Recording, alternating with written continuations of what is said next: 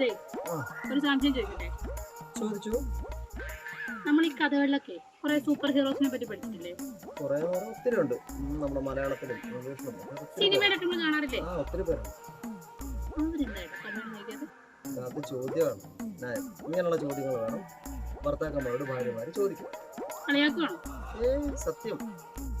ഒരു കാര്യം ചെയ്യാനുള്ള മറുപടി കാച്ചു ചെയ്യും. അത് ചോദിച്ചോ, കാര്യം ചോദിച്ചോ, പറഞ്ഞോ. എന്നാ അവര് കല്യാണം കഴിക്കാത്ത സൂപ്പർ ഹീറോസ് കല്യാണം കഴിക്കാത്തത് ഞാൻ ഉദാഹരണം ഞാൻ പറയാം. ഇപ്പൊ നമ്മുടെ സൂപ്പർമാനെ തന്നെ സൂപ്പർമാന്റെ കല്യാണം കഴിയും. ഫസ്റ്റ് നൈറ്റിൽ അങ്ങേര് പെണ്ണുമ്പോൾ അവിടെ നിന്ന് ഉറങ്ങുമല്ലേ എന്ന് പറഞ്ഞ അങ്ങനെ പാവം വിളിച്ചോണെന്നും പറഞ്ഞ അങ്ങനെ രാത്രി ആരെങ്കിലും രക്ഷിക്കാനായിട്ട് പോയിക്കണം.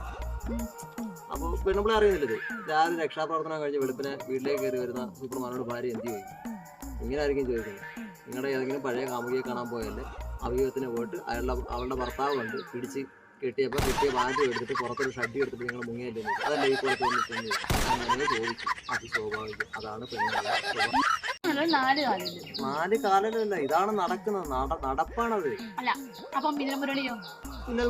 മിന്നൽ മുരളിയാണ് പോകുന്നതെങ്കിൽ ഭാര്യ എന്ത് ചെയ്യും? രാവിലെ വന്ന് ഇറങ്ങുമ്പോൾ പറയും ഏതോ അമ്പലപ്പറമ്പിലോ ഇല്ലെങ്കിൽ വല്ല ബസ്സിലോ പോയി ഇറത്ത് വെക്കാൻ പോയായിരിക്കും. അത് പോരാണ്ട് പുതിയൊരു പേരിട്ട് കൊടുക്കും. നിങ്ങൾ മിന്നൽ മുരളിയല്ല, എർത്ത് മുരളിയാണ്. മായാവി എന്താ കട്ടാത്തത്?